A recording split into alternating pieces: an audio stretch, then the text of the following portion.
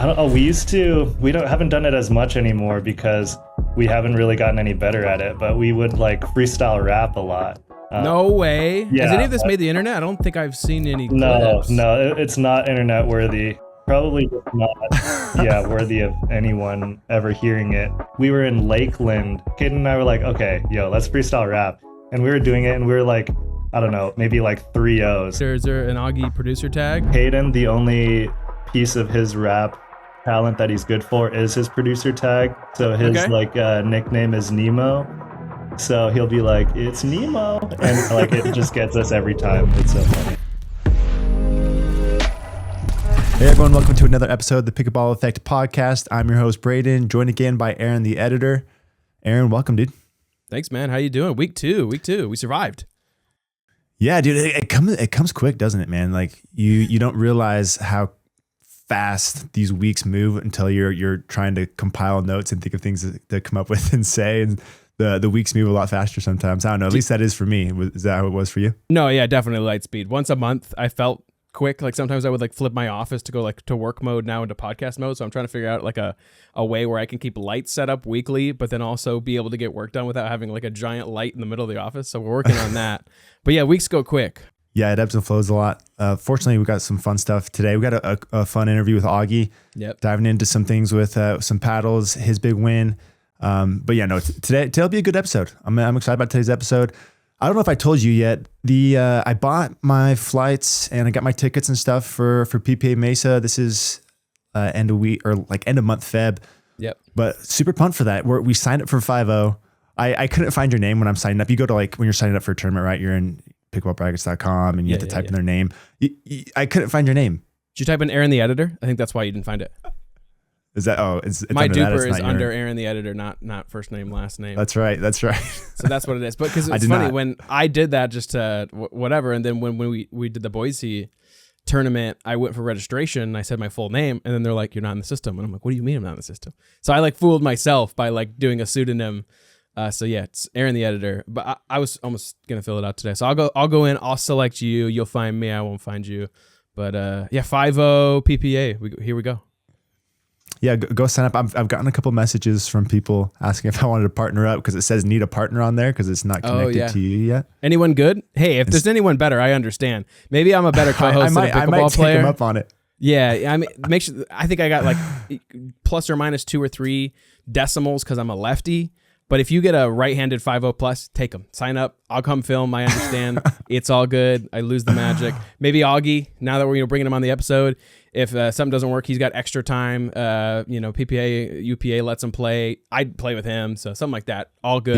He's a lefty and a higher duper. A little bit. Yeah, a little bit better. A little bit higher duper. Yeah, by a lot. So play with Augie. I'm pumped for that. That'll be fun though. So we sign up for 5-0. You keep telling me that you think 5-0 in Arizona is different than Idaho. What's your reasoning for this? These guys are so dang good. Like I remember when we played our 499 and under in Boise, but there was one open division above that like, Patrick, PK and all these guys, like good guys were playing. And I'm like, thank God I'm not playing in that division. Those are my fears for what we're doing with Arizona. But you know what? Even if it's back draw, 0-0 on the day, it'll be good content. It'll be good to be there. I also went in with low expectations in our Boise tournament and it ended up being really good. And so maybe it's that same process. I got to get out of my own way, start drilling a lot more. But yeah, man, I'm nervous. We're going to get our butts whooped. We could. I really don't have a ton of experience outside of Idaho. So I've done money balls and stuff in Utah. I did one tournament in California once. That was a 5-0. I didn't feel too outmatched in either of those scenarios. And so I don't get the feeling that the 5-0, these guys that I play with here in Idaho is that different from other states, but could be wrong. I don't know. This will be an experiment. We'll find out real quick. Yeah, we win the whole damn thing. We win it all. We underplay it, cool guy it, win the whole thing easy. Boom. That'd be so epic. Maybe. Lucky with these PPAs, you have the qualifiers, right? So that kind of picks up those 5-5 style pluses. People that would just wipe the floor with us. And so hopefully we get more of a traditional 5-0 level that we can maybe play and manage. I don't know. We'll see. This will be fun. You know what? You're famous. I'm not. So maybe people might be nervous to play it, and so we'll get a 5-4's worst day because they're like, oh my gosh, that's pickleball effect, that's Braden, the star power. I think you can star power people, and we'll keep skimming out a bunch of like 11, 12, 10 wins. That'll be the day when I got some star power that gives us 1 point per match. That's it. I don't think I'm there yet, but maybe by the time a month comes around, right, that will happen. Maybe that turn will happen. I believe it. And then, anyways, super pumped for that. We're gonna try and line up some other content stuff with some pros and things while we're there. Do some learning with pros, and we have some stuff lined up with Slice. We're gonna do hang out with them. Got a product coming out with Slice here soon that I'm excited to announce. And then other kind of weekly update stuff here is Dink Awards. So the Dink comes out, they do their yearly awards thing. Yep. And we happen to be on there twice. So we're on there for the reviews side and the podcast side. I don't think I was on here last year. This is the first time Pickleball Effect's been a finalist. Is that what you call them? Yeah, I think so. I think it was more write-in last year versus this year. I think they did a nominee phase so that you could have more specific voting versus just typing in voting. And so, first off, congratulations for making it in 2 categories. Hey, even I think when people don't win awards, they go nominee. Right? Isn't that like also an award just to be a nominee? Yeah, being like a Grammy nomination person. Yeah, totally. nominee. Yeah, it's a thing. I'm gonna take it. I'm putting it on the resume. I know I at least got 1 vote. My wife voted for us, so we got 1. I bet I could talk, a couple other siblings into it. Get a handful in there. Maybe will you vote for me? I think so. Yeah, maybe one of the categories. Got to be objective here as a reviewer. But yeah, are you going to attempt to buy your audience's votes here with anything? Free paddles for life? Anything? No, I'm gonna let them just keep it real. Put your vote in for who the best is. Are we the best? We got to find out. Like if you win cheating, you don't know. You don't know. What do they say though? If you ain't cheating, you ain't trying. We got to rig the Dink Awards. Rig the Dink. Do you think they rig it with their own? They've won their podcast award the last 2 years. Is there anything fishy going on there? Yes. And we can move on. What am I? It's all fishy. That thing's a Long John Silver's franchise. What's that? There's this movie that reminds me of. It's the Blues. You got the guy and the. Oh man, there's like an alternate reality of life and death. What's the show I'm talking about? It's a movie. The Disney one. Soul. Yeah, there's that character on like who I don't know if it's like heaven or whatever, who's very self-absorbed, and then she like goes and accepts an award that she nominated herself for. Anyways, I'm gonna go find this clip. I'm gonna send it to you. We're gonna put it in this section so people don't think I'm crazy because I can't explain it right, but it is describing the Dink winning their own award situation. We are awarding you, Terry, this trophy. As you requested. I'm happy to accept this very special award I requested. But that I absolutely deserve. All right, we that was rough. We made it through. Let's talk about what we got on the docket today. So for under review, we're doing an interview with Augie. So we got some lifestyle questions. We're going to talk foam paddles, what pros think about foam paddles. It was really interesting to hear his thoughts on foam, and straight from the pro. And he was with Proton, which made this conversation particularly, I guess, available because he has a foam and polypropylene option. After that, airing it out. Tell us what we got there. Yeah, airing it out is going to follow PPA a little bit more this week. We're kicking off with Masters here next week in Palm Springs. And so we'll do a little preview of Masters, some new partnerships, shake up ALW debut with Franklin, a few new pros with a few new paddles. And so we'll just kind of give a preview lay of the land. And you know what? I'm hoping to go out. I'm trying to shift my schedule. It's a 3-hour drive out to Palm Springs. So I'm trying to shift my schedule to see if I can make it out. I've never been to the Masters. I'm always seeing these really awesome pictures of everyone in white. I feel like it's kind of one of the better tournaments of the year. So if anything, you guys will have a really good shape of what it's going to look like. But excited to kick off PPA Masters January. Pickleball's back, baby. Yeah, a lot of partnership mix-ups and things shifting around. People using new paddles. It's going to make these first few tournaments more interesting than usual. A lot of storylines. You got some new players like Will Howells coming in. So we'll talk to that. There's some fun stuff there. Paddle, Babble, and gear. We're going to talk the Gherkin Draco. This is the new one that came in the mail that we started hitting. And then that's the only paddle we're going to talk about. We're also going to talk about Blumaka non-slip insoles. We wanted to tackle this last week. Didn't get to it. Talking about it today. Then we're going to talk about 2 new bags. We have a bag from Neonic called the Sidekick and a bag from Holbrook called the Court bag. These are like both budget-friendly options that are coming into the market that I think are both pretty solid. They feel very intentional and not just these kind of Alibaba style bags that we see from a lot of brands. And so we're going to get into that. So let's start with Augie in under review. Let's go ahead and jump to that. Augie, welcome to the channel. Really happy to have you on, dude. You just been on a tear towards the end of last year. As soon as that happened, Aaron texted me. He's like, Braden, we got to get Augie on. We got to chat through this. He's on fire. It was so fun to watch you in that 5-game thriller at the end of the year. And I've had you on the channel before with Learning with the Pros. And so our audience is familiar with you. And anyways, always been a big fan and stoked to have you on. So what I'm thinking we're going to do here, Augie, is we got to talk through your big win in December, some of the dynamics that happened there, what you are got planned for this year. Aaron's going to tackle some of those questions. And then I have some paddle questions, of course. Of course, I have paddle questions. I want to dive into some of your thoughts on how pros feel about polypropylene. That's a long word. And foam cores, because you're with Proton. There's really not that many like UPA brands that have both, and I imagine you've hit both. And so we're going to get your takes and thoughts on that. So welcome, Augie. Aaron, I'll let you jump in. Yeah, so let's just start with a little bit of lifestyle. We know that you are living with Pesa, Caden, and all one house. Is that correct? Yeah, that's correct. Yeah, first of all, thanks again for having me on. Yeah, I said in the last pod that I was on, but like in the last time I was on this pod, but I'll say it again. I'm a huge fan of you guys, and I think all your tech reviews are awesome. And yeah, just you guys are awesome dudes. But yeah, so I live with Appreciate that. Caden and Pesa, and it's a fun time. Yeah, I'm kind of like, I don't know, the mentor. That's not like necessarily a role that I look to have, but they're just kids to me. Like, even though they're full grown adults, like Caden just turned 25 and I've been giving him a lot of a shit for his prefrontal cortex is fully developed, but you would not think it by the decisions that he makes.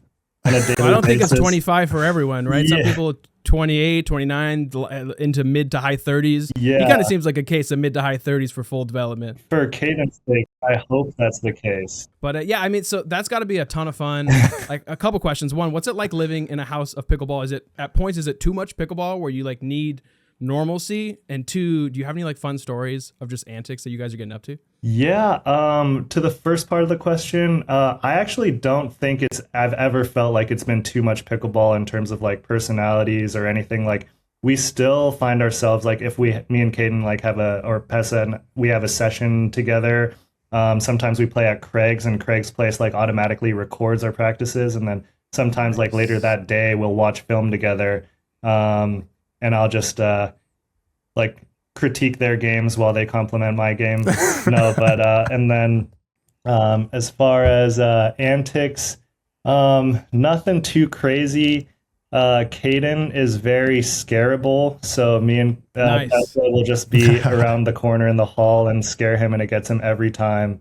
And I don't know, we all love to eat, so that's a fun thing that we like to do together, go out to eat. And we are like right next to the Mesa Asian district. It's like 8 minutes of us, so we're always getting good Asian food. And yeah, we just like to, I don't know, we haven't done it as much anymore because we haven't really gotten any better at it, but we would like freestyle rap a lot. No way. Yeah, has any of this made the internet? I don't think I've seen any clips. No, it's not internet worthy. It's probably just not worthy of anyone ever hearing it.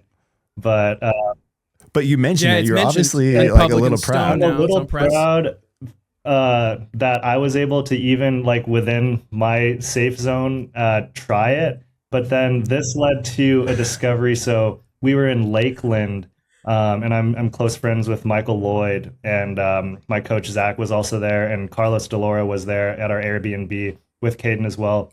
And we were like, Kid and I were like, okay, yo, let's freestyle rap. And we were doing it, and we were like, I don't know, maybe like 3 O's. And then I did not know Michael had this talent, but Michael just comes in and spits like some insane bars. Like he's tying like everything that's going on in the tournament together. He's mentioning like pickleball shots somehow in these raps, and they're just like so Wow. cohesive and so good. And like we were so impressed. So yeah, we just let Michael have the floor from there. And We're gonna get Lloyd on Yes. next. I think I've heard Crumb do some of that yeah, stuff. Crumb's a great rapper. I'm sure he can freestyle as well. I've only heard his recorded songs, he's got bars.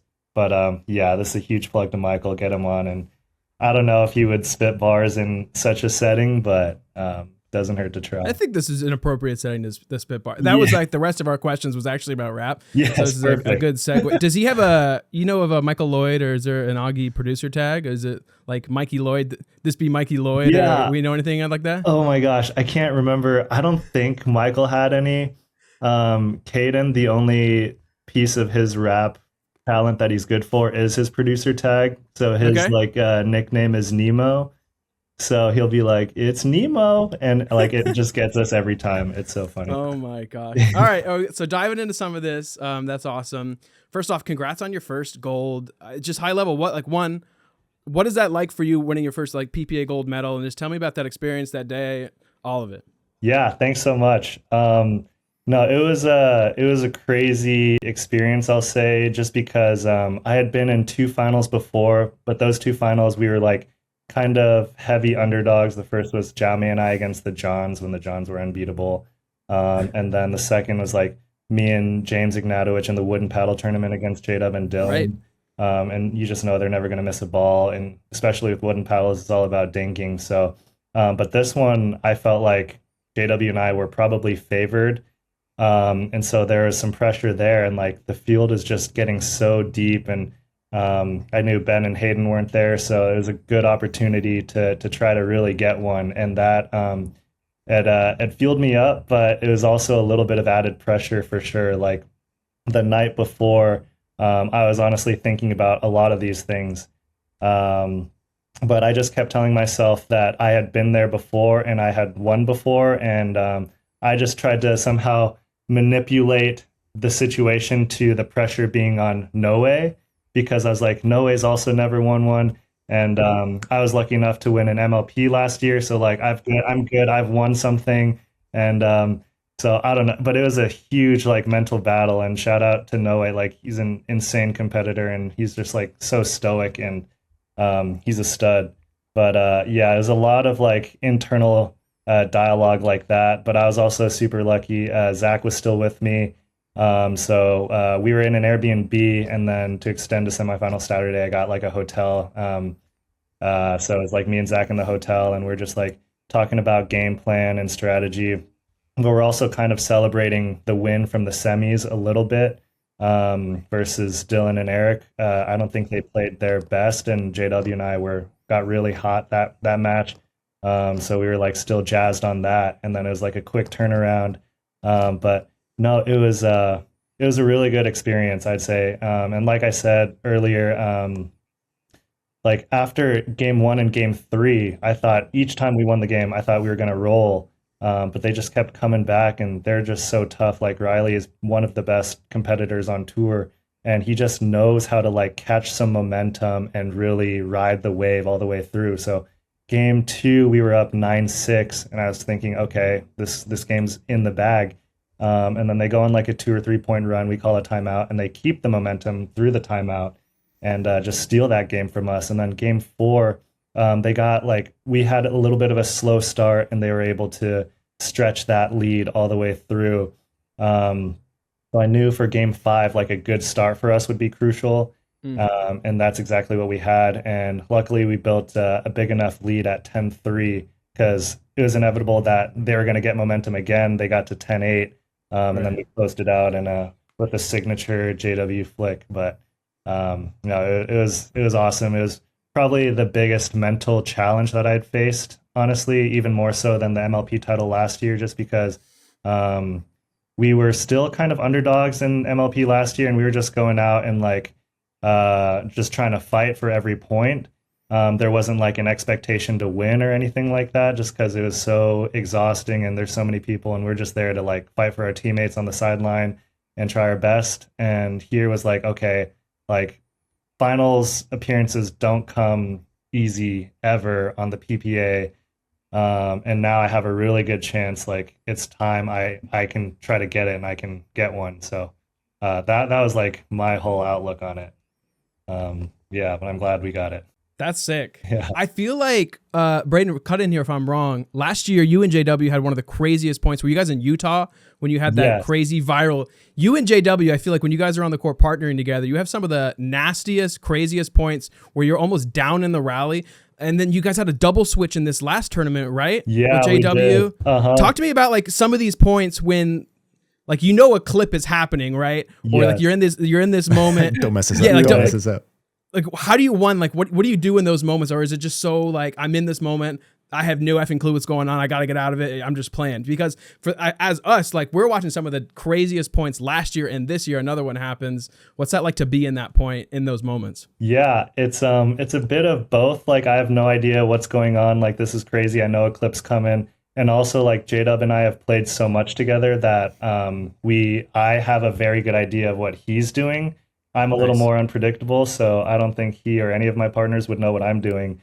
But every time that we've ended up like me on the left and J-Dub on the right, he's called a switch.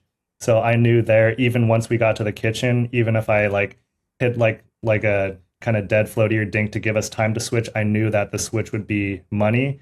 And it was. And Riley chose to speed that one up, which was, and especially through the middle, which was definitely the right play by him. I just kind of got lucky on a guess and chicken wing jump countered it down.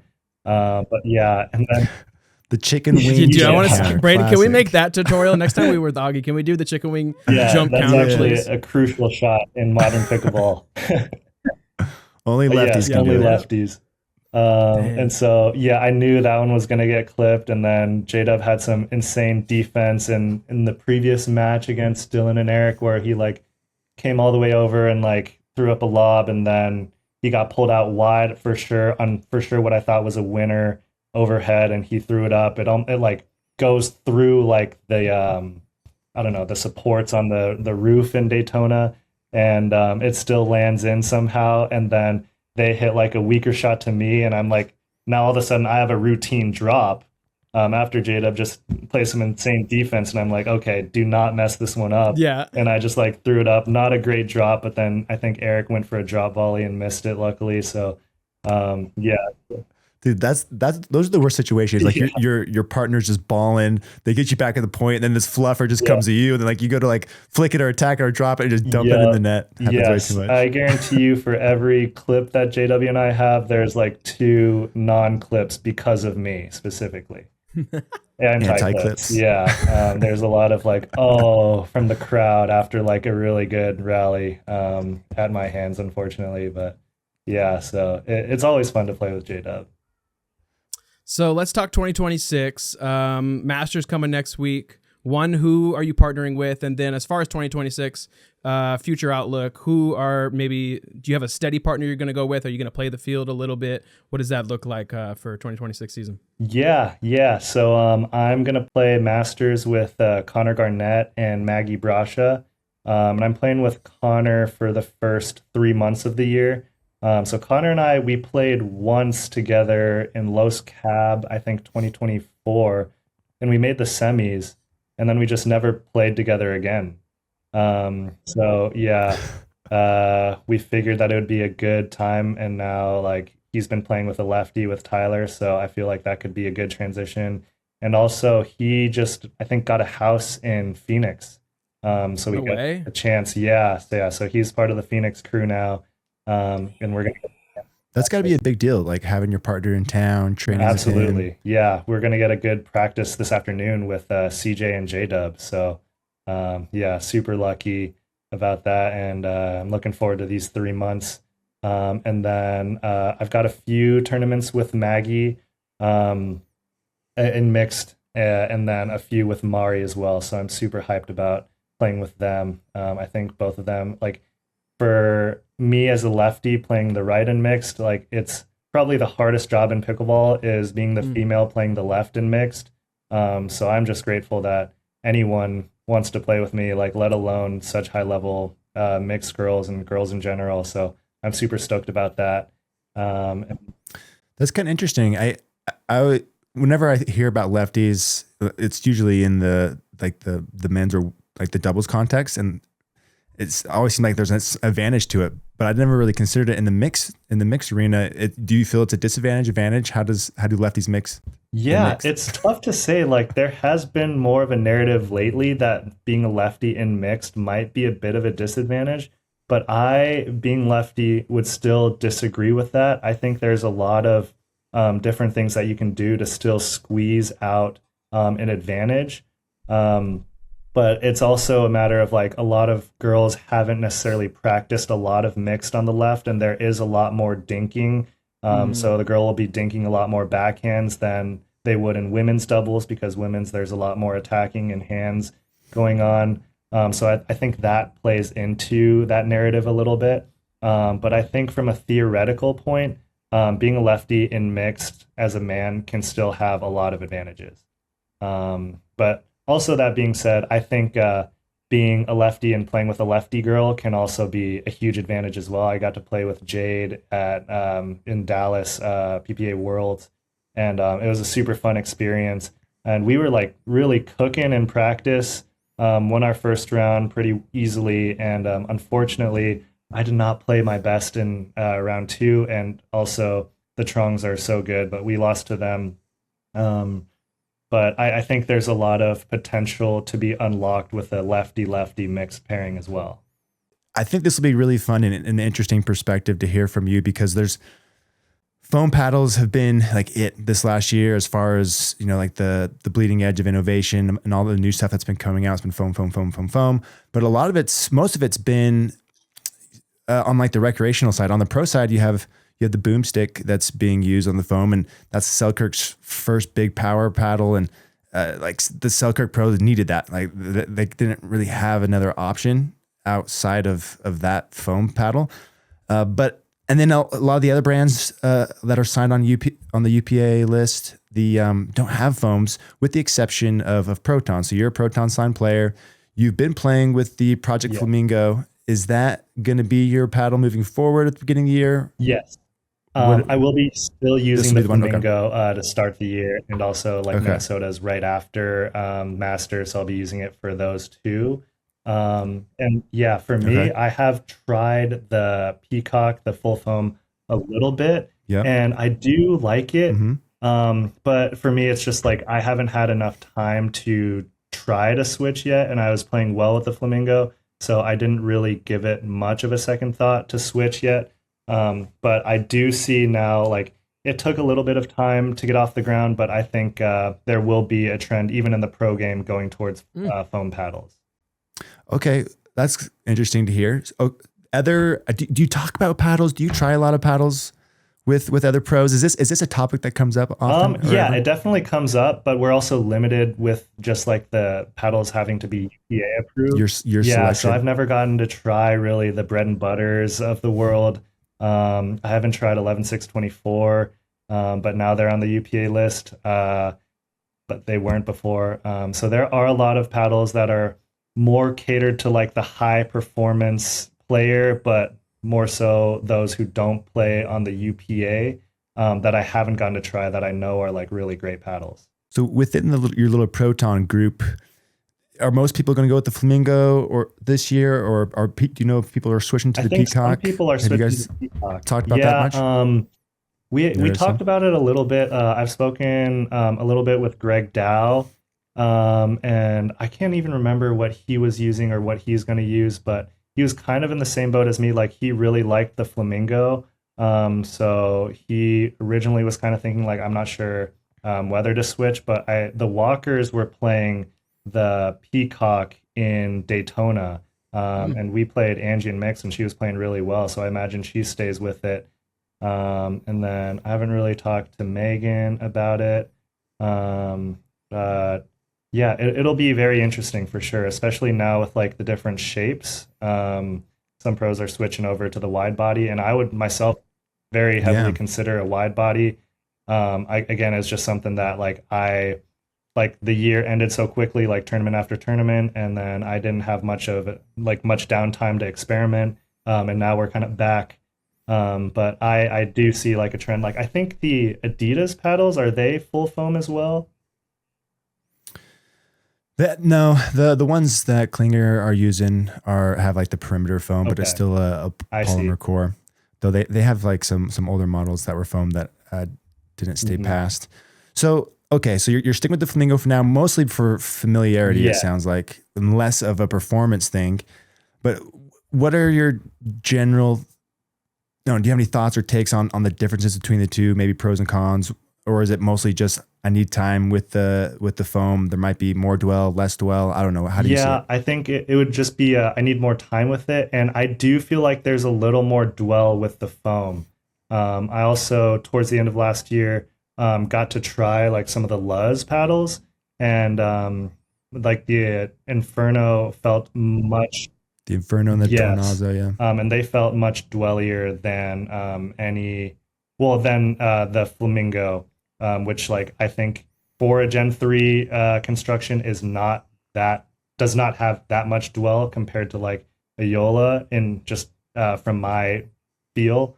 But I also do see a lot of pros switching over to that Luz Inferno or Tornado, like Roscoe was using it. And I think Julian, Hayworth just signed with them, I think. yeah. Oh, did he? Yeah. Nice. Yes. And then Julian Arnold was also using the Luz Inferno in Daytona. So yeah, slowly but surely, I do think it shifts over. And then yeah, as far as like I don't know about durability or anything like that. I imagine the foam is more durable than the honeycomb. I'm not sure though. Yeah, for the everyday consumer and player, durability's a big factor.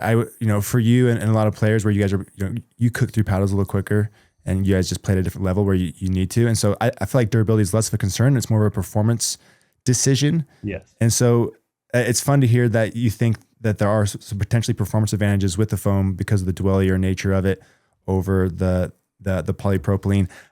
Offensive control wise, do you think there's much difference between the two? Not sure yet. Not sure yet. Actually, for me, I still prefer like the slightly less dwelly feeling of the Flamingo to the Peacock, just because like on a flick or like a poke attack, like it pops off my paddle a little faster. Whereas the dwell, like the ball just doesn't come off as fast after contact. So it's like more of like a paddle tech kind of effect. So you're getting a little more counter speed off of the Flamingo, you think? Yes, a little more counter speed, and then like off a small like motion attack, a little more pop out of it as well. And then the Peacock defensively, is that where the dwell comes in? Is that where it makes a difference for you? Yeah, I would say so. Defensively and thirds, it's just a different feel, but it just feels like the ball's on the paddle for longer, for sure. Is that a preferred feeling? Like, is there an overall sentiment among pros that dwell is something they're seeking and encouraged, or is it all just case by case based on like preference of players? Yeah, it's a good question. I think it's more case by case. Certainly, like having dwell is much better than not having dwell. So, like Gen 3 construction just knocks it out of the is just much better than Gen 2 in that regard. But as far as how much dwell, I'd say case by case. At least for me, it's different. It varies. Well, cool. Is there like a general sentiment towards foam? I got the feeling that foam wasn't well loved in the pro scene, and maybe I was wrong there. Is there a general feeling towards foam and whether it's superior or not? Yeah, it's hard to say at this point. I think it's starting to come around. I know James had talked about it, and like the pros are just so used to the honeycomb Gen 3, Gen 4 style dwell and feel that they felt like maybe there wasn't a need to switch. Yeah, but there isn't like an aversion against foam or anything like that. And I would say if the industry does go to foam, like certainly in my very limited experience with foam, I feel like foam performance wise can match and outmatch honeycomb eventually. Yeah, that's cool to hear. I mean, I've heard, I mean, I would imagine you're in between tournaments so often, you're practicing, you get so dialed in on one paddle. Like, when do you have time to make a switch? And for like Aaron and me, we're like, oh, there's durability gains with this foam, and it kind of makes it like a no-brainer for us. But in your scenario, like that rush or need for a foam doesn't make as much sense if we're getting, equal performance generally, and I'm already used to this, right? Yeah. So that'll be fun to play out. Appreciate your thoughts there and sharing what people are thinking about foam. I haven't really heard it from a pro that direct, and so it was fun to hear that. Aaron, before we close out, do you have any last questions? Just one I think we missed earlier. Coming from like Vatic yourself, now with a larger brand like Proton, maybe more medium size, maybe that 6-0 kind of, not Yola, Selkirk, but tier 2. Mm-hmm. We've seen Deckel sign with 11.624, Hayworth potentially signing with Luz. Coming from Vatic, a smaller company, what are your thoughts on pros leaving A-list brands and signing more with enthusiast nerdy brands like 11.624, maybe Vatic or things like that? What's your perception as a pro, and maybe what does that mean for pickleball?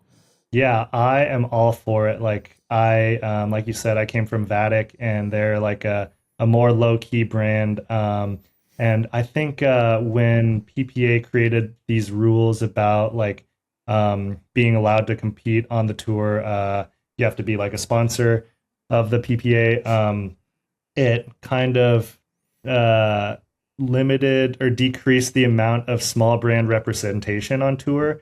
And now these brands are kind of doing their analysis and realizing there might be some good return, or at least for the sake of market relevance and image, that it could be good to have it on tour, and it could be good to sponsor elite pros. So I'm all for it. Like, the more competition in the market, in terms of paddles, the better, because ultimately whatever creates like a better product and a more sustainable like competitive landscape for pickleball as a whole, not just on the pro side, I think will be really beneficial. So I'm very pro smaller mid-tier paddle companies coming up and being represented on the tour. All right, last thing I got, spoken as a left-handed player, we know statistically the left-handed players are the best pickleball players on the planet. Yeah. Yes. Facts. And why? Yes. Lot of reasons. So many reasons. So I don't know, this might be kind of weird, but like, do you guys know what like alpha males and like sigma males are? Oh, for sure. Giga Chad, all of that. Yeah, absolutely. Okay. So like, to me, like, lefties are just like sigmas, because like if you're a righty, you either have to play the left or the right, and you're like thus an alpha or beta. But then a lefty, you just always play the right because you're not a righty, and so you're just like not part of that hierarchy. So we're just like on our own tier, right? So we're just sigmas, and sigma's like the ultimate archetype. Well said. Yeah, pretty good argument. I was trying to come up with something to fight back, but I lost. Like, you no win. words on that. No words on that. Well, that's awesome. That'll end it for us. Augie, thanks for coming on. Really enjoyed it, dude. Yeah, thank you guys so much for having me again. I really appreciate it. All right, and we're back with Airing It Out. Braden, that was a really awesome time for Augie to take some time out of the day to talk about foam versus plastic paddles. What were kind of some of your high-level takeaways that we're seeing with pro pickleball, foam, plastic paddles, and kind of the things that Augie was saying? Yeah, so Dwell came up, and Dwell's always a kind of a subjective thing a little bit, but it's a thing that comes up with paddles a lot. And I thought his take was interesting, that you can have like too much dwell. Like, he liked the flamingo because he was getting a little more pop, a little more counter speed, and the dwell he felt like was a drawback in those scenarios. But he liked the dwell on kind of defensive, drops, thirds, those type of things where you want a little more control. You want the ball to sit on the paddle a little bit. I think there's this narrative in the pickleball community right now that more dwell is always better, and he kind of brought up this thought that maybe max dwell isn't optimal. I'm sure it depends per player, but I tend to agree with him. I think you can get too dwelly. Do you think there's a point where too much dwell like hurts you? To dwell or not to dwell? That is the question. Yeah, so I agree. I mean, he said something interesting, which I hadn't thought about before. He said Gen 3 is dwellier than Gen 2. And so Gen 3, adding more foam to the perimeter. And that makes sense because thermoforming, right, was making all these face tightening. I think of like tightening like a drum. A lot of paddles that are Gen 3 are also still thermoformed, correct? But I think the incorporation of more edge foam opens them up to potentially being looser. And so for him to say that Gen 3 was more dwelly than Gen 2, I think... But in a good way. Yeah, but in a good way. Going to Gen 4, I think much more Gen 4 is dwellier. And so, but then there's also, how do you define dwell? So many more Gen 4 paddles are muted with foam. Are we describing dwell as muted as some of these foam characteristics? As if we were just to say Gen 3 versus Gen 4, maybe here, these are like the high level notes. So it was interesting to say, but I think the biggest takeaway was not a ton of pros just have a lot of foam context. And it's not that foam is good or bad. It's that it's new and there's not a lot of incentive for them to jump to something new. Yeah, he acted like he tried out the Peacock, but didn't put a ton of time on it immediately. And that gives me the impression that he tried it, didn't see the performance gains immediately, and said, okay, I'm going to put this on pause for a second. I'm going to stick to the Flamingo. I'm playing well with it.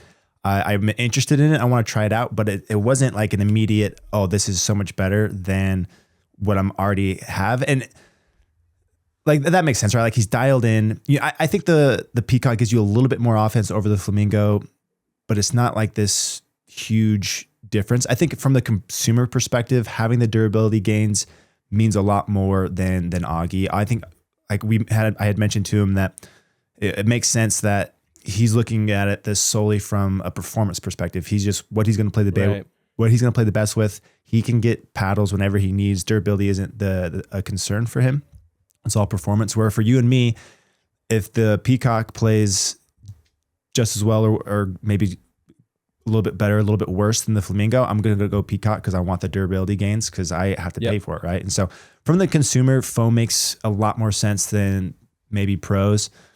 And yeah, from his initial take, like he didn't seem averse to it, but he didn't see immediate gains. And so to me, that kind of says that foam from a performance perspective is less of an advantage than maybe some people are pitching it out to be. And it's just more of the durability gains that are attractive. And that's how we've been pitching it, right? Like foam is really cool. It plays great. You can get a variety of different performances and feels, but the durability gains is the big draw to it. And it's just going to keep filling out. We're going to keep getting more options, and it's here to stay for a bit. But yeah, that was kind of fun to hear his take. And I don't know, anything else from it than that? Yeah, I think the nuance is, so a pro is limited to the scope of the paddles that exist, right? And so for Augie, when he thinks about foam, he's thinking about more or less foam in the context of Proton's lineup, right? Mm-hmm. And so he might have different first thoughts of foam than a pro who is, playing with carbons and their interpretation of foam. And so because there is, we talk about the difference on the hollowness of the boomstick versus the denseness maybe of a duo. Pros will interpret foam in the context of the paddles that are available to them. And so I think it shapes the narrative a little bit, and you have to take it, not that what they're saying is too valuable or valueless. It's just that you have to take it in the context of what they have, because potentially if a I love that Luz is making an entrance, and people like Roscoe and Hayworth are using these Inferno paddles, right? A very dwelly Gen 4 thuddy foam, because it then, right, if it exists in the context of pros, maybe different pros who are signed during practice and drilling will be able to experience different foam types. And so you just have to take it with a grain of salt, because I think we have so much more availability to the spectrum of foam that they don't, that I think the longer foam paddles creep into PPA and UPA and more paddles that are added to the list, I think the narrative around foam will change based on some of those things. Yeah, we'll have to bring up some of those same questions to another interview, probably 6 months, 8 months, maybe a year from now. It would be fun to have that same conversation with him or someone else and see what the narrative is then. Because you're right, the exposure is different and a little more limited for them than it is for us. They're not incentivized to go and try a billion paddles like you and I are, right? And so, yeah, good point. But yeah, that was his first take. So it was fun to see that, and there's going to be more and more foams on the UPA list this year, and we'll see how and if it gets adopted. I think it will. I think pros just need time. Again, like they don't have, unless they pick up a paddle and love it right away or drill with it for a day and for something clicks with them, a lot of foam has been incremental. And so if you're a pro, you're incentivized to be at your best performance. And so of course you're going to play with the paddle that you feel comfortable with and you have success with. Changing paddles is high risk to them. And so if they don't immediately feel the benefits, or if, like Augie slowly plays with a Peacock once, twice, 3 times a month over 3 or 4 months, I totally get that integration could be slow. That's what's different about Carbon, right? Carbon's full lineup is foam. And so pros don't have an option to play, unless they're going to go back to the X series. So of course, like their adjustment period will be different, because much like Augie plays with a Peacock 10 hours a day is the same as a Carbon pro playing with the Waves or Genesis 10 hours a day. So it's all just context. And so the more foam that enters the market, the longer, the more options, the more paddle sponsors shift with foam lineups integrated into their line outside of just Gen 3 polypropylene, I think we'll see more foam paddles on the PPA. Because in our opinion, like black and white, would you say Gen 4 beats out Gen 3? Performance-wise? Yeah, performance-wise. Yeah, I think the extra dwell that you get from foam in combination with a lot of the similar elements we saw in Gen 3 is an advantage, particularly for amateurs. I think it helps on the control side, it helps with precision, finding angles, and like that little extra pop that he wants and likes out of the Flamingo is probably more beneficial for him than you and me. I think dwell is more of an advantage for the amateur than the pro in some cases. But it's not night and day, right? Like when you went from Gen 2 to Gen 3, it was this big jump in power and offense and dwell. Like there was, you saw a really quick adoption for Gen 3s on the pro scene for that. Like they wanted that extra offense, and foam is more nuanced. It's not this night and day shift. It's more subtle, right?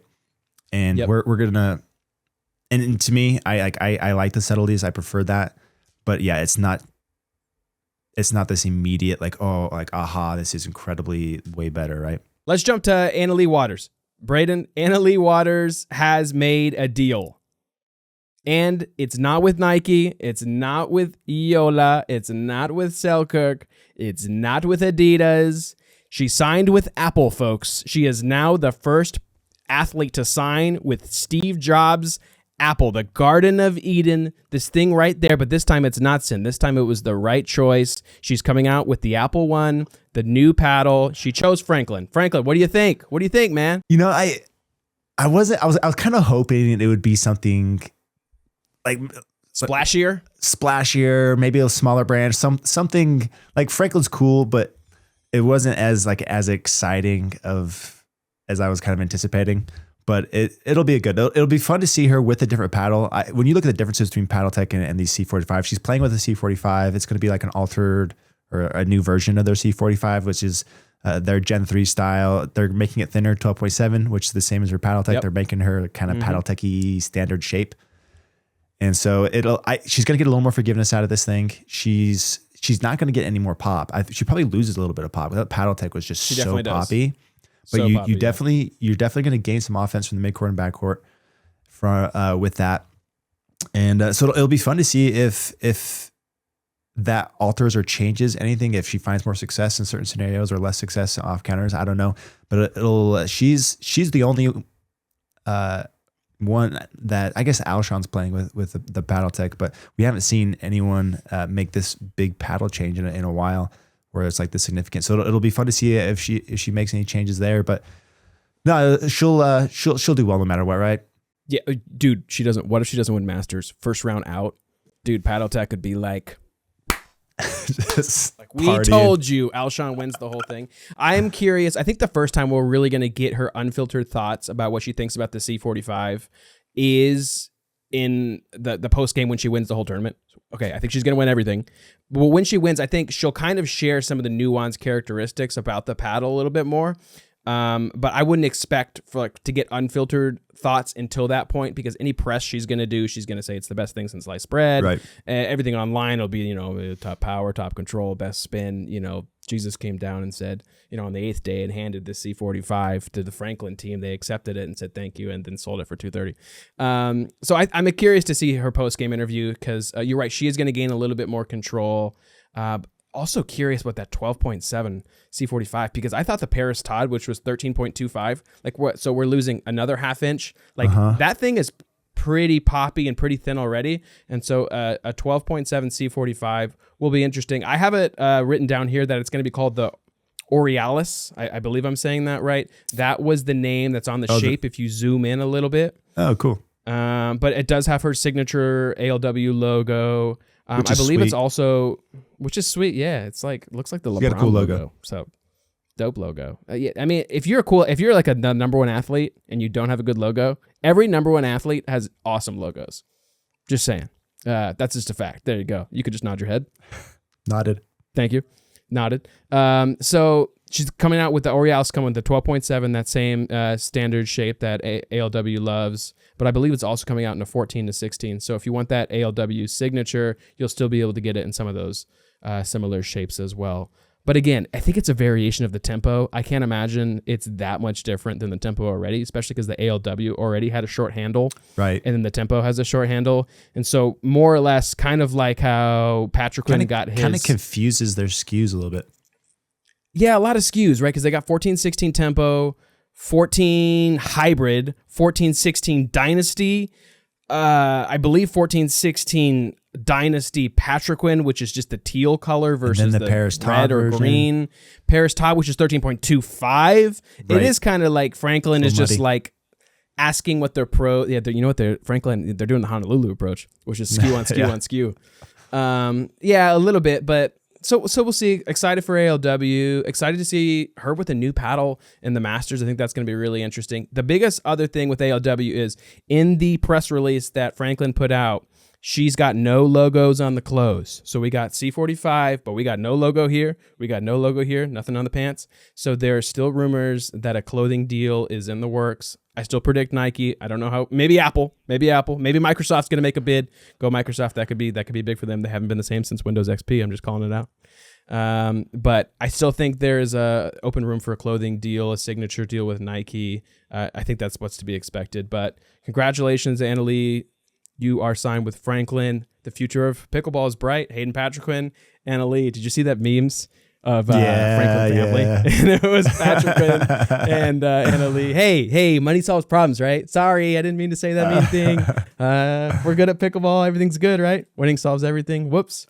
All good. And the last thing with Franklin is there is some extended rumors of the Johnsons potentially transitioning out, but I have it on good authority that the Johnsons will still be playing with their Franklins come Masters, because I just don't think there's enough time for the new deal and new paddles. So expect the Johnsons to still be using their Franklin paddles as well. And Franklin is cooking. Like they have other stuff in the works, other paddles in the work. This is just the start this year with this C45. I get the feeling this is a bit of an interim move. I don't know for certain. It seems like they got something else they're cooking together. But we'll see what lands there. But expect a lot from Franklin this year.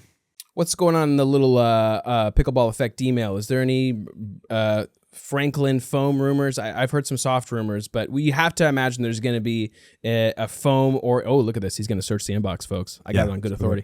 I got it. There's got to be a foam Franklin Aurealis ALW signature paddle that comes out in the next 6 months, right?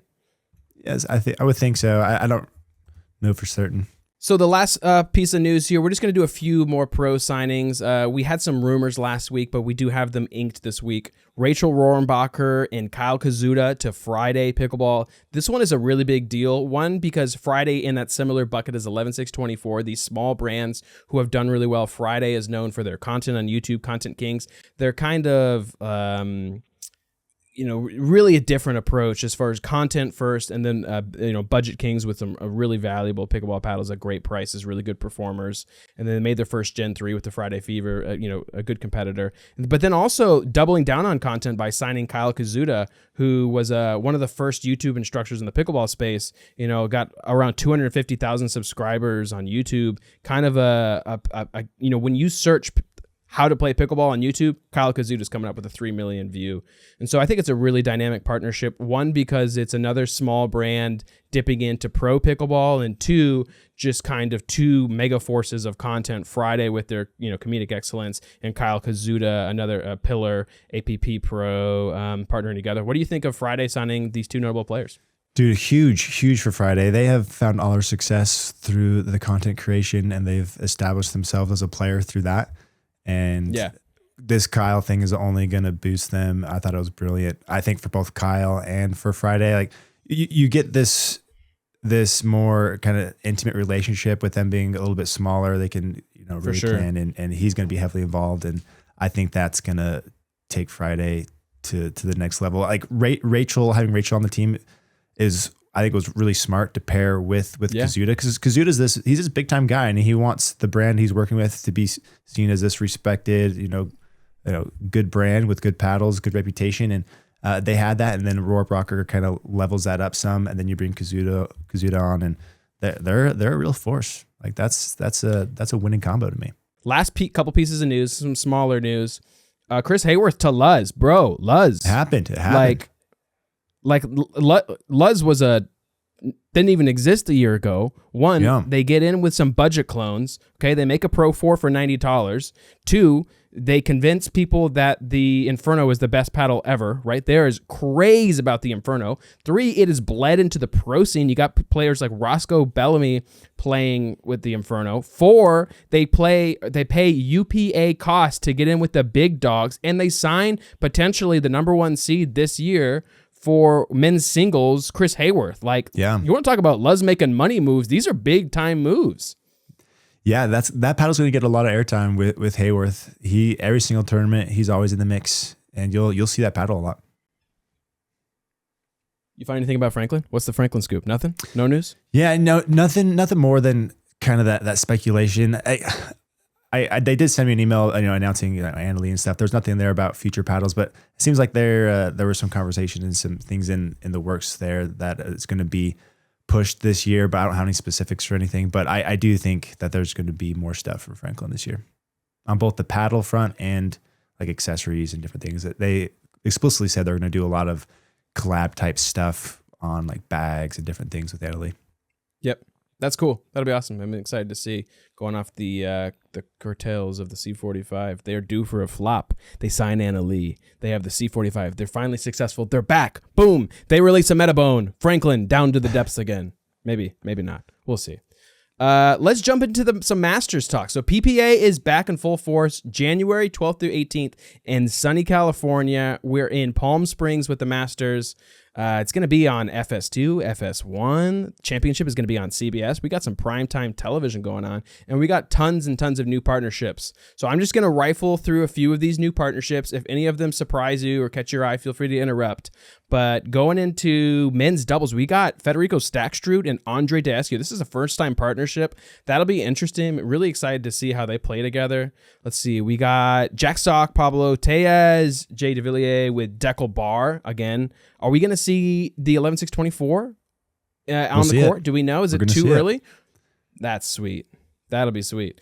Last year at the Masters, the C45 shocked the world with the pre-core crush thunk. That's right. And so we'll see. It'll be really good to finally see an 11-6-24 on the pro scene. Really excited for that. A few others. We got Dylan Frazier playing with Eric Unsens, and Unsens will be debuting that Engage paddle. And then, like Augie mentioned, teaming up with Connor Garnett for a first few months. That'll be exciting. And the last one, All Sean playing with Patrick Quinn. I haven't really seen that partnership. I think there's going to be a lot of yelling, intensity. Yeah, a lot of volatility. Cool. I feel like both players are very, very aggressive, They're fast. It's going to be 11-0, 11-0, or like 1-11, 1-11. Yeah, that's what I agree. That's definitely going to have some of that. We got Will McKinnon partnering with Riley Newman. I think this is a really exciting one. Will McKinnon, 17-year-old, has been making waves. a young aspiring pro, finally getting, a little bit more experienced partner. I'm excited to see if they can kind of make some noise in the first few rounds. Cool thing about Will McKinnon, I was doing a little bit of research background on him. Dude's never played tennis. He is a full-time pickleball player, kind of like Patrick Quinn through and through. And so really excited to kind of see, like, this is like the first generation. I think Patrick Quinn kind of leads them, but like another young aspiring pro, getting big-time partners, full purebred pickleball players. That'll be really, really cool. Yeah, he's definitely got some of the Tardio vibes where like it's all pickleball, nothing else, and he does it well. But yeah, a lot of chatter about him, up and comer, started making a splash towards the end of last year. He'll be a fun storyline to follow. First like big partnership, so that'll be a cool one.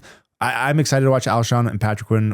Whether the score is 11-0 or 111, that's gonna. I think that'll be really exciting. And then like you can't help but think that Fed and Daskew are just gonna crush. You got Fed just kicking butt on the right now, and you throw Daskew on the left, and you got to think that they're gonna do well. Okay, so Gabe Tardio is gonna be playing with Catherine Parento. I think that'll be really interesting. I don't believe I've seen them play together. No, they'll be a threat for sure. So just some new partners, new faces, new paddles. Really excited for Masters this year. Again, that's going to be going on January 12th through 18th, Palm Springs, California. Pickleball's back. Man, I'm really, really excited. Yeah, I watch a lot of pickleball, and it was getting kind of, draggy towards the end of the season last year. It's been about a month or whatever since we've watched, and like, I'm pretty pumped. I'm ready to watch the pickleball. And so much has changed, so this will be exciting. Yep, let's shift over to paddle, babble, and gear. So we got 3 things on the agenda here. We're going to talk the Gherkin Draco first on the paddle side. So Gherkin's been around for what, maybe a year, couple of years or something. They've made good paddles. They've worked their way into the hands of reviewers, and they've been getting better and better. And this one's like their first uber unique one, like in a lot of ways. At first, it has a really unique shape that is theirs. They're using new foam, new technology. So let's dive into that a little bit, and then we can share our first impressions. But I'm very interested in this one. I don't have a ton of time on it yet, but this is one that's like peak majors, and I want to spend some time with. So it's called the Draco. It's going to launch with this hybrid shape. It'll be available for pre-order on January 26th, and it'll be $162 after discount code PB Effect. Swing weight is 113. Twist weight is 6.6. I ran my power and pop numbers on it and spin. I haven't had a chance to average them. I just did that yesterday, but I knew that it was obvious that it's high. It's going to be in that higher power category. And the spin numbers were solid. I had put on Instagram that the twist weight of this was 7. I thought it was a 113 and then a 7 twist weight. And I was like freaking out. I was like, these are insane numbers. And I was like questioning it. And like it felt stable when I was like doing my tests and things. It carried through the ball well and whatnot. And I was like, maybe it's true. And I double checked it this morning to see if I had got it wrong. And I did get it wrong. The twist weight is 6.6, which is still a very solid measurement for a hybrid. I got a new phone case for Christmas, and that's what threw it off with the graffiti. And, Otterbox threw it off, the weighted Otterbox. Yeah. So anyways, glad I caught that, but still really good numbers. So you love to see that. And it's like this, it's this Honolulu kind of style. Like it has that little bit of stuff cut off from the corner that Honolulu did with their elongated shape. They're bringing that to the hybrid, which I think is great. Yep. And it shows here in the numbers, like you have that really good twist weight to swing weight combo.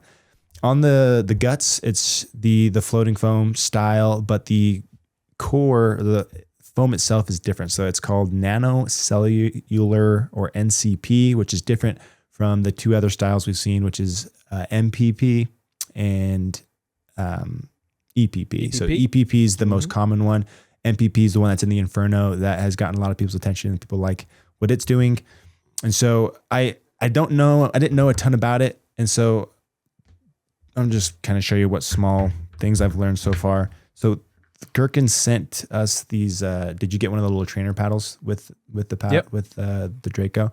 So their trainer paddle is using the same core material. So I was like, I'm just going to cut this one up so I can see the guts, since they made it with the same materials. And then I have some other samples that I've kept that other companies have sent me from MPP and EPP. So I've been comparing those to what I'm seeing here.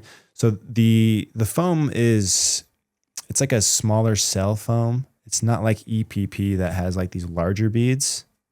Right. So it's similar to EPP in that way. This is an MPP sample where it has the smaller cell structure, but the material is firmer than MPP, at least the one I have here. Not all EPP, not all foams. Like, it may have the same name, but it doesn't mean it's going to have the same density. It's not all going to be the exact same. But with these two samples I have here, it looks very similar to an MPP. It's supposed to have even smaller cell structures, which theoretically is supposed to make it more uniform, more consistent. And then it is firmer to when you press down, it has more resistance there. And when you're hitting these against the wall or playing, it's given me like Quanta vibes as far as feel. It's on the stiffer, more hollow side, but it's a little different from the Quanta. Like, the only way I can kind of describe it, or I'm thinking of describing it as, is it's more. It gives you the vibes of the Quanta, but gives you a little more like polypropylene sense. Like, it has some more of a kind of a polypropylene-y sensation to it than the Quanta does, but is still in that kind of stiffer, more hollow zone. So it has a pretty unique feel. And I had this with me 2 days ago, and I pulled it out in the middle of a session. I was with this really good group, and they were good enough where I pulled this out, and I couldn't tame it immediately. I was sending stuff along, popping stuff up. And so I only played with it for like half a game. I was like, I can't do this right now. I need to go drill it and get used to it before I get into games. And so I don't have a great sense on its performance, other than it definitely on the higher power side. The feel's nice. It does feel very stable, very complete through impact, really strong there. And then the numbers look really good. It's kind of in line with the Loco in that way, where like really, really strong stock numbers. You don't have to weight it up, but there is some room to manipulate it if you want. So that makes it attractive. Plus it's a good price. But yeah, I don't know. I think you played some games with it. Maybe you have a stronger first impression than I do, but that was kind of my first take. No, that's really cool. Couple things that I noticed off the bat. It's at first when I saw it, I was like, okay, 11.624 Vapor, really great shape. I said the Vapor it had the sweet spot of a wide body, but it played like an elongated. I think this is similar, but then you made a good call out that it's got some J6 elements where it's not fully arrow curved, it's not fully rectagonal. What's the word? Ragu. Rectangular. Also, you said propylene. And I thought that was the funniest thing. It's like a new pasta shape. You got like your tortellini, your spaghetti, and your propylene. You're like, so we got our foam cores and a propylene. We're back into propylene pickleball. Anyways, that was good. And so this shape, you could tell me that, hey, we got a hybrid shape that looks like an elongated. This shape could definitely easily be a 117, 118 swing weight, because it's got more weight up top with just how it's designed, right? Like the Hyperion and the Perseus are very similar elongated shapes, but because they shave off some of the edge guard up top, the Hyperion is 1 or 2 or 3 swing weight points less. So to have a 113, I think in this elongated-esque hybrid shape is really interesting, and I'm curious how real the NCP is, right? And so it's easy to take maybe an MPP looking foam, call it something else. The paddle play is great. You get a little buzz around it. But one thing, when they were talking to me, they sent an email. They said NCP is lighter but denser. And so the stats do kind of yield to that, considering you're getting a 113 swing weight, but also the shape, I think, could easily yield to a high, maybe 118, 119, because some of those Vapor Powers, when they came out, they were heavier. Like, not heavy like 120 plus, and obviously we're talking the difference of 10 swing weight points, but not leaning 120 versus 110. And so I'm curious if there's some different properties with the NCP. But again, I'm excited for something new. This is by far Gherkin's best paddle. I think their Nightshade is a good all court, but it's plastic. You're still getting some of the deficiency of polypropylene. And so for them to make their new foam core entrance with this is really exciting. I think it played great. I really, really enjoyed it. I'm not sure why I'm able to control this as well as I am, considering I'm playing outdoors, cold. I'm playing lifetime ball. And yeah, this thing is a power paddle, but man, I really, really enjoy it. It's definitely got this. Oh, you were dialing it in. I was dialing it in. And so I don't know. I think I need to go play a 5-0 and get my butt whooped and then be like, oh, like go crying back to the all court category. I'm not sure. For me, I could control it just as well as I could control a boomstick. Boomstick, high end power paddle, got the exponential pop and power. But at the same time, you can control them better than power paddles of the past. And so this one has really caught my eye and surprised me. And even though it's got that stiff kind of Yola Pro 4-esque feel, meets foam, I'm really enjoying this and want to put some more time on it. Yeah, me too. I'm excited to play this one more. As paddles get more and more developed, it's the small nuances, the little things that are going to attract us to paddles over others. It's not going to be these big changes, right? And to me, like this checks a lot of the boxes with the shape. Like I'm getting pickier with shapes and twist weight. Like I want those to be strong out of the box, and like there's enough information on it now. People know how to do it. And for them to come out with a little, their own little unique take on the hybrid shape with really strong numbers tells me that like they're paying attention to the things that we care about. Yeah. And like those having us a little more stability here, make it a little bit easier to tweak. It goes a long way for me. Like that's going to be enough for me to pick this maybe over like the Quanta hybrid. Like I don't think the Quanta hybrid shape is ideal. It's they're giving up a little twist with the rounded top and the steeper neck. And I think the shape is really solid and that goes a long ways. And it was very interested in that. We're going to keep playing with it. Plus the price is nice and it could definitely be a strong contender in that power category. One quick note on that. I will say it plays like the stats. Sometimes you'll get paddles that have really good metrics on paper. And I've talked to paddle owners and I've heard them like be so angry that reviewers hyper analyze statistics and are like, if the paddle doesn't have good statistics or if it's a hybrid over 120, go throw it out and put it in the trash. And, because an owner who has put lots of time in R&D will really believe in the paddle more than a specific number that disqualifies it. And so you could say like, oh, the reviewers are excited because they made a light swing weight hybrid and it's got a high twist weight. Ooh, la di freaking da. It plays like it. Like you can feel the 6.6. You can feel that it's light. And again, if like this doesn't have enough power for you, you can throw some weight up high. Like I just threw, this is half gram. I threw 3 inches of half gram right on the cheeks. It doesn't even need it. I was just curious to see what it would do. And it played better. But again, had a really large expanded sweet spot, definitely felt the stability, but it's a high-end power paddle, and so definitely mid-court resets were zingy, blocks. If you catch it, on the wrong angle, you could definitely shoot it out of bounds. But you have to imagine Gherkin's going to launch this, 162, really good price. And so just another competitor in that kind of, mid-tier budget foam category. I think it's a winner. I'm excited to put more time on it. Yeah, well said.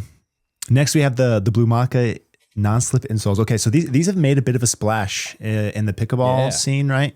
So these are performance insoles. You replace them. You take your normal shoe insole out. You put these in. They have 2 different options. They have like this thinner one, and then they have like a matte or max support option. So they have a low profile and max support. But the big difference between these and other insoles and the ones that are in your shoes is the non-slip factor. So there's a material here on the top of the insole. When you feel your finger, it doesn't feel overly like sticky or grabby, but the material interacts with the material on your sock that in a way that just locks your foot in. It keeps like those micro slippage from happening that you will experience with your regular shoes. And you don't always recognize that your foot is sliding around a little bit until you try these on. Like the second I put these in my shoe and I was moving around, the extra lockdown, I felt that the resistance to slipping within your shoe was very noticeable to me. And I was a fan of it. And as I originally discovered these playing the, what are those shoes? DAPS. The DAPS. Yeah, I had them around here. That DAPS. So DAPS is a new pickleball brand that's making shoes that have these in the shoe already. And so that's where I first was introduced to them. And then people started talking about the insoles themselves outside of DAPS. And I was like, oh, you can just go buy those and put them in any shoe you want. And so we talked to them. We got these samples sent out to us to try. And I've been really digging them. And it's kind of interesting when you're looking into like their website, doing some digging on like who uses these, they have this stat that says that these insoles are used by at least 3 players on every single MLB team. which is a crazy stat. There's a lot of NFL players that there's several NBA players that use them. So like high level athletes in multiple sports are using these. And I think they make particular sense for pickleball because pickleball is, you have so many micro movements, a lot of shuffles, a lot of side to side. It's not these, and you need to recover quick, right? Like you take a dink wide, you're pushing middle real fast. And those little micro slips, those micro movements go a long ways. And I was a huge fan of these. And I thought the difference they made was noticeable. I thought it was more than like a 1% gain. Maybe it was a 1.5% gain, but like I was a big fan of the performance aspect. Not so much of the comfort side. Like the comfort side, like they're comfortable, they feel good. They these like max support ones that they sell, supposedly, or they're like they have the cushion advantage to them for added comfort. But that's not what attracted to me for me. It was the performance aspect that attracted me to them, and they feel great. I have some. I mean, not everything is roses with them. I'll kind of get into those. But what were your first impressions of them? Yeah, I really agree with a lot of your thoughts, and I think when I first started with these, I wasn't as keen or excited as I thought I was gonna. I wanted to really buy into this Blumaka hype, and I think I started as a little bit of a hater. But over the month and a half we've had them, I've switched to a couple pairs of shoes that didn't have them, and I immediately kind of recognized some of my deficiencies and I missed them. So I think the biggest thing that they're great is the non-slip all day. I expected these to be a little bit more comfortable than they were, and I don't think they were uncomfortable, but I think when you're buying a non-stock insole, I expected lots and lots of comfort. And for me, I didn't find extreme levels of comfort where it was like a really thick plush insole. And again, maybe that's bad. But what I did recognize is the tackiness that grabs to your foot is real, because I've been playing with these Skechers Vapor Courts, and they're about half a size too big, but I really enjoy the shoe. And so for about 2 months, I was double socking to fill out the shoe a little bit more. And because if I played it with one sock, my foot, like the shoe was rotating around my foot as I was playing. And as soon as I got these Blumakas, either the max cushion or the low profile, I could immediately go back to one sock. And so I was able to tighten the laces, and because my foot could lock to the bottom of the shoe, I didn't need to double sock anymore. And so right then I recognized the advantage. But I wouldn't say like you're not buying these things. I would say to eliminate foot pain. I think the max cushion is absolutely what I would recommend over the low profile, unless you really have no feet pain and you just want to have the grip. I might as well have a little bit of cushion and just go with the max cushion. I went with the medium. Some people are saying the high arch has a little bit more support, a little bit more cushion. But again, if it's the wrong foot shape, I'm not sure if that's going to do damage. So definitely, absolutely performance over comfort. Comfort was still there. But I think the biggest thing is these are $60. And so, some shoes, you can get a good pair of pickleball shoes for $100. And so some of the budget shoes for pickleball shoes are around that $60, $70 range. And so the question I would present to you is that premium price point of $60 worth it for these Blumakas? Yeah, that is a good question. So they last longer than, like, you can wear these in multiple shoes, which I think is a benefit, right? They've done some studies and things on their site that show how many miles you can put on these things and how long a typical shoe lasts. So they estimate you can get these in multiple shoes. So you're going to get some longevity out of them, which helps with the price. But yeah, I mean, you're definitely paying for the performance here. And I do think that they're good enough that they can transform a $100 shoe and make it feel and perform like a $150 shoe. A lot of the benefits you get from a $150 shoe versus a $100 shoe is in like the torsional stability, the extra containment in the top, a little more grip in the tread and things. And these can make up that little extra stickiness they give you, can make up for some of the deficiencies in a $100 shoe that maybe don't have the tech in them for that torsional stability and different things for a really solid lockdown, because you're going to get a much stronger lockdown with these. One of my favorite pair of shoes I own are the Adidas Barricade 13s, and everything is so good about them except that the containment is just a little bit loose. The second you put Blumakas in them, you just feel super locked in and super strong there. And so I think they're worth it. I think they're solid. For me, I actually like the low profile. They say that the max cushion is their best seller. I like the low profile, but just because I'm not buying these for the comfort, I'm buying these for the performance. And a lot of insoles are about this same width or thickness, and so it's real easy to replace these and not feel any difference. In like my foot doesn't hurt, and so I don't need or want that extra cushion, and I just want the non-slip action that it gives me. So I like that. However, they do sell more of the max cushions, and they do have multiple arch supports. If your foot doesn't hurt and you're trying to pick between these like different arch supports, go with the low arch if you have no issues, because that's what's going to be in your shoe already. If you need the extra arch support, they have the medium and the high, and you can go that route. But some of the cons, in addition to what you said, like for me, they felt great. They moved, they worked and did what were better than I expected. And the cons were like just taking your foot out and in. Like with these thin ones, when you are taking your foot out, they kind of buckle a little bit, which is a little bit annoying, and you have to like fix your insole every time you take your foot out. So there's some little annoying things like that because they are so sticky, and you have to like open your shoe up a little more to get your foot in. But I thought the performance gains were real, and it was fun to find something like this because like we're testing paddles and all these different things, and it's fun to find something else that's gonna help you feel more comfortable and move better. That wasn't like a typical thing that you try out. Like I've used other insoles, and insoles are typically comfort related. They're just meant to help shape your foot better. And like I've tried a few of those and never really found any benefit of them. I even tried those like fully carbon plated Victory insoles, and they were just too stiff, and I didn't really like those. They made the shoe even more uncomfortable because they were so firm. But these, there were only positives performance wise, and I didn't feel like I lost anything on the comfort side. But anyways, we did get a code set up from them, so if you want to go check them out, I'll have a link in the description. You can use the code PBEffect, which brings the price down to under 60. But anyways, it's something fun to try if you want to get a little boost. That's not your typical thing. You care if I say two more things on the Blumakas, and then we can kick it away? Go for it. I think the grabbiness is you kind of say it can be kind of a con to put your shoes on. I'm not even like telling you. I keep my most of my shoes pre-tied, and then I'll just tighten them up if I need to. If you are not fully unlacing your shoes and you have a pre-tied shoe, at least with these Max Connects, like they were grabbing my sock when I would put my pre-tied shoe in, and then like it would fold my sock over, and then it was like curling my toes. I had to fully take off the shoe every time I would use these.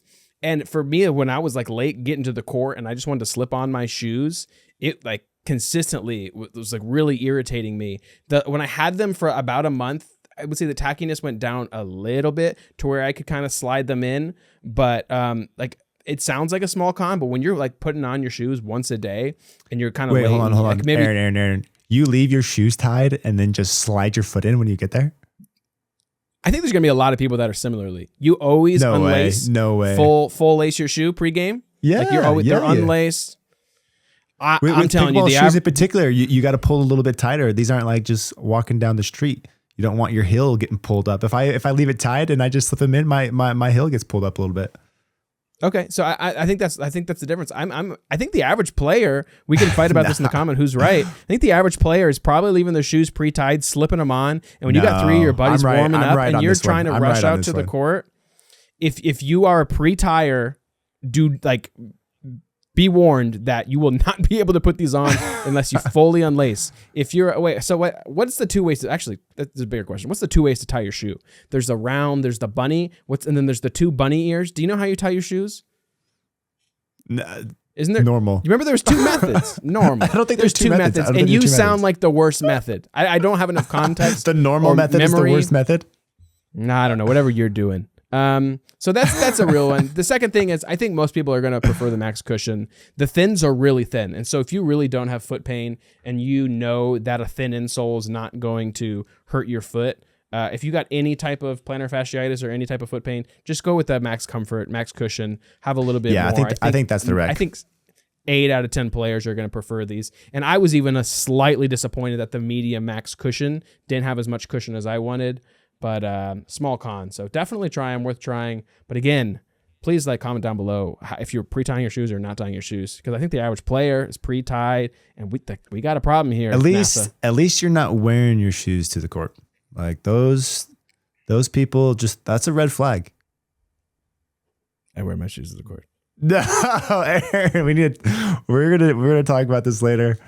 I'm an outdoor player though. I'm an outdoor. Wait, does that make it worse if I'm walking on? That makes it worse. You're walking on the concrete. You're wearing out your soles prematurely. You're getting. I got outdoor shoes and indoor shoes. They're getting dirty. Yeah, but you were like you've been silver spoon indoor. You forgot what the elements are like. You forgot what real pickleball is. It doesn't matter if you're indoor and outdoor. Yeah. You walk to the courts. You take your street shoes off and you put your court shoes on. You gotta protect your shoes, dude. Real pickleball players got two pairs of shoes. They got an outdoor pair of shoes and an indoor. And the outdoor pair of shoes they are wearing to the court, walking to the court through the elements, through the grass, and they are pre-tied. I am second guessing picking you as a co-host right now. Oh my gosh! We got through 2 episodes. Bad news. This is bad news. 2 episodes. Thanks, guys. Hey, he's gonna be taking applications. See if he can beat my 2-episode streak. It's been a pleasure. All right, to finish things off, I just want to quickly cover a couple of bags that I've received in the last month or two that I think are really solid. So the first one is from Neonic. This is called the Sidekick. So this retails, or after code, this is $99, dude. $99. This is the best $100 bag I have played, hands down. Like it's not even close. It has nice structure to it. It has this pocket in the front that you can hold your shoes in. It's almost similar to the Flex in a way where you can you hold your shoes in the front. And I love that it has this shoe compartment that doesn't get in the way of the rest of the bag. That's always a big deal. I love that about the Flex bag that I use, and they have a similar solution to that. So you put your shoes in there, huge middle compartment. It's kind of tricky to show here, but they big middle compartment, 2 paddle sleeves in there. Then they have another compartment here in the back where you can put your computer, another paddle, and just pockets out the wazoo. There's so many pockets that they can get in the way of each other a little bit, but there's enough that if you're smart and kind of organize your gear in a way that you have so many pockets to choose from, you don't have to overload one to get in the way of another. But they did a really good job on this, man. It's for $100, I'm trying to think of something that's close, and it's not. This competes. You said 99. I thought it's 199 or 99. 99, two numbers, 2 digits. Yeah. What's the material on the outside? I don't know. It's like a fake leather kind of material. Nice. Damn. But, it's got a premium feel to it. Really the only cons I have of it is the water bottles holders are a little bit on the smaller side. This is a 40 ounce. I was able to shove it in there, but it doesn't expand here at the bottom super well. Some bags will expand here and make it easier to fit larger water bottles. But it's just kind of small stuff. They did a really good job. The branding is minimal. It's not super loud. So I wouldn't feel weird having a Neonic bag and a Selkirk, paddle or something like that. So I think they did a really good job. This is really competitive. I am impressed with what they did there. Plus it's it's structured. It stands up on its own. It's got the double fence hook, and it's solid. The second one I have here is from Holbrook. This one was a surprise. So they just called the court bag. It's available now. This is $70 after code, so this is even cheaper than the Neonic. It's like a stripped down court caddy. It's very similar in construction, where it only zips down part way right here. Mm-hmm. And then it has a couple of paddle sleeves and kind of similar pockets to what the court caddy had on the inside. It has one larger pocket here on the side for the water bottle that can hold any size. Has a pocket in the front that you can use as a paddle sleeve and or accessories. And then they have a clever pocket here that can be used to access balls. It's a little ball sleeve. It's not as structured as the Neonic, so it'll stand up on its own when you have it filled up, but it is a little bit flimsier. The material does feel a little bit flimsier than a more premium bag. The Neonic the material feels a little more premium than what the Holbrook one is. Though the inside, while it's still good, it doesn't feel quite as premium as some of these ATVs and the court caddy stuff we're seeing. So there are some sacrifices I think with the materials they use to get the prices this down, but the still good But yeah, that Holbrook one, and I've always been a fan of Holbrook branding.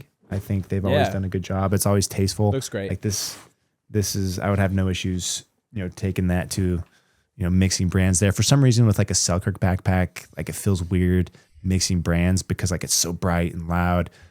And, these are both done in a way where it doesn't feel weird mixing brands. But yeah, the Holbrook one, man, it's for $70. It's easily the cheapest best bag you can get. There's some drawbacks with it being like a little bit flimsier. Like they have the black inside, which is kind of annoying. Usually you want like a light gray or something so you can see the compartments and different things a little bit easier. It kind of turns into a little bit of a black box when everything's like this. But the outside is actually feels a little more durable. It's the inside that feels a little bit flimsier. Like a $70 bag. Can you expect one to be a little bit? But both of those are really solid budget options. Easily the best budget options I've come across. I think before this point, the best budget was like this one from Go. That was like $150, $160.